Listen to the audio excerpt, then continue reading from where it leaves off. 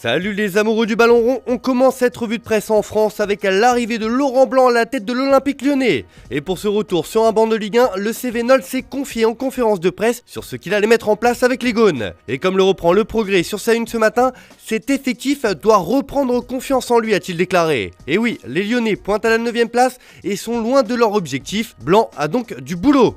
De son côté, l'équipe revient sur les déclarations des dirigeants et notamment de Jean-Michel Aulas. Ils sont plus blancs que blancs. Alors qu'ils avaient préféré Rudy Garcia il y a 3 ans, les dirigeants lyonnais ne tarissent plus d'éloges sur leur nouvel entraîneur, présenté officiellement hier.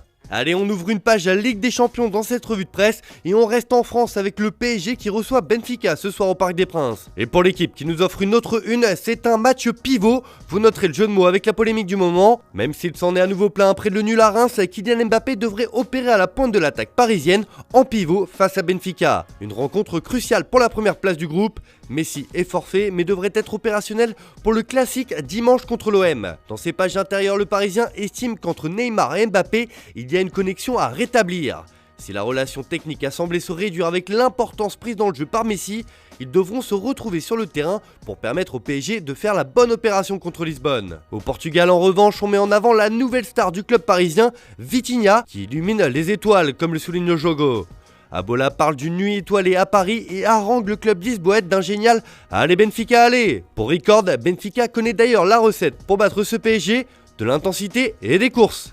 En Espagne, c'est une bonne nouvelle qui fait la couverture du quotidien A ce matin. C'est le retour en tant que titulaire de Karim Benzema en Ligue des Champions avec le Real Madrid. C'est Benzema et 10 autres pour le quotidien madrilène. Ancelotti annonce la titularisation du Français contre le Shakhtar en vue du Classico. Kroos et Modric seront également dans un 11 dans lequel on peut s'attendre à quelques nouveautés. Une victoire permettrait à Madrid de se qualifier pour les 8e de finale. Le Real, c'est donc ce qu'il lui reste à faire.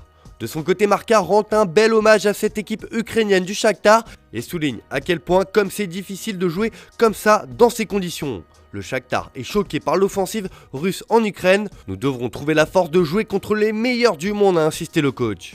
On file en Italie où la Juventus est dans une situation intenable et n'a pas le droit à l'erreur dans ce groupe H en compagnie du PSG. Comme le placard Tuttosport, la vieille dame pourra compter sur André Di Maria qui est un véritable exorciste pour cette équipe en pleine galère. C'est le match de la peur mais heureusement Di Maria est là. Allegri est à la première croisée des chemins, il choisit Vlahovic dès le départ. Milik débutera sur le banc dans le grabuge de Haïfa, écrit le quotidien turinois. Pour Il Corriere dello Sport, c'est Max sans appel. La Juve à Haïfa, seule la victoire la maintient dans la course. Se faire sortir en poule coûterait 30 millions d'euros à la vieille dame, rapporte le quotidien. La Gazzetta dello Sport englobe tous les clubs italiens qui jouent cette semaine et évoque une Europe qui nous appelle.